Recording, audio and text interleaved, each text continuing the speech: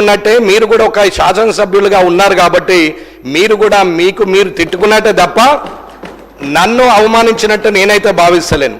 ఇక్కడ వెంకటరమణారెడ్డి కామారెడ్డి శాసనసభ్యుడు అనే బదులు కామారెడ్డి శాసనసభ్యుడు వెంకటరమణారెడ్డిగానే గుర్తింపు ఉంటుంది తప్ప శాసనసభ్యుడిగా ఎప్పుడు ఉంటారు కానీ పేర్లు మారుతూ ఉంటాయి, ఎవరో ఒకరు శాసనసభ్యులు అవుతారు.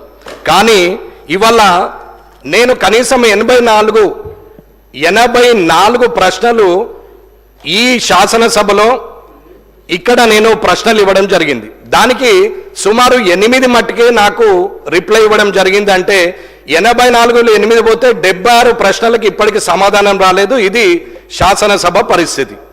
ఇది ఎమ్మెల్యేగా నేను ఇచ్చినారు కాబట్టి నాకున్నటువంటి మర్యాదను ఏ రకంగా నేను స్వీకరించాలో మీరే తెలియజేయాల.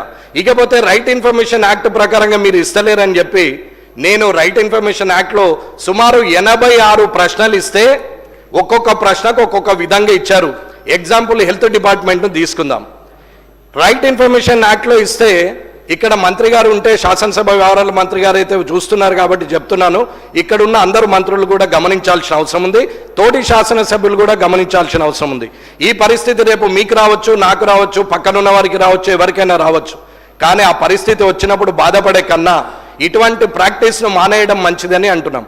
ఆర్టీఐ కింద ఇచ్చినటువంటి హెల్త్ డిపార్ట్మెంట్కి ఇస్తే హెల్త్ డిపార్ట్మెంట్ వాళ్ళు పిఐఓ ఎవరైతే పబ్లిక్ ఇన్ఫర్మేషన్ ఆఫీసర్ ఉంటాడో, ఓహో ఇటువంటి చాలా చూసినాం, ఇది అయ్యేదా పోయేదా అని మాట్లాడినటువంటి హెల్త్ డిపార్ట్మెంటు, ఎడ్యుకేషన్ డిపార్ట్మెంట్ ఉన్న ముఖ్యమైన డిపార్ట్మెంట్లు ఇవాళ మాట్లాడుతున్నటువంటి మాటలు, ఇది స్వయంగా నా లెటర్ అక్కడ ఇస్తుంటే మాట్లాడినటువంటి మాటలు నేను పేర్లు ఉద్యోగస్తుడు డిసిగ్నేషన్తో సహా చెప్పగలుగుతానని చెప్తున్నాం.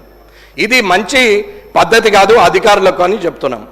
ఎడ్యుకేషన్ డిపార్ట్మెంట్ని అడిగితే 86 క్వశ్చన్స్ ఇచ్చినటువంటి అన్ని డిపార్ట్మెంట్లు ఏదో ఒక రకమైన సమాధానము 6 జే ప్రకారంగా ఇస్తే 6(1) ప్రకారంగా ఇస్తే 2 జే ప్రకారంగా లేదని చెప్పి ఇప్పటి వరకు ఎడ్యుకేషన్ డిపార్ట్మెంటు ఇప్పటివరకు ఇవ్వలేదు. ఇది ఎమ్మెల్యేకు ప్రభుత్వం ద్వారా వస్తున్నటువంటి అధికారులు ఇస్తున్నటువంటి మర్యాద అని చెప్తున్నాం. ఇన్ఛార్జ్ మినిస్టర్లు ఇవల్ల అక్కడ ఓడిపోయిన వారి ద్వారా అక్కడ పార్టీ పరంగా మీరు ప్రొసీడింగ్లు ఇస్తా ఉంటే, మీ వాళ్ళు పోయి అక్కడ కొబ్బరికాయలు కొడతా ఉంటే, ఇక్కడ ఉన్నటువంటి గెలిచిన ఎమ్మెల్యేలు ఏం చేయాలనేది ప్రజలు గమనిస్తారు. కాబట్టి ఈ శాసనసభ ద్వారా చెప్తున్నాం. అన్నా మేమేమి పోలీస్ ప్రోటోకాల్ కావాలని అడగట్లేదు, మేము పోగానే అధికారులు మాకు ఎదురు రావాలని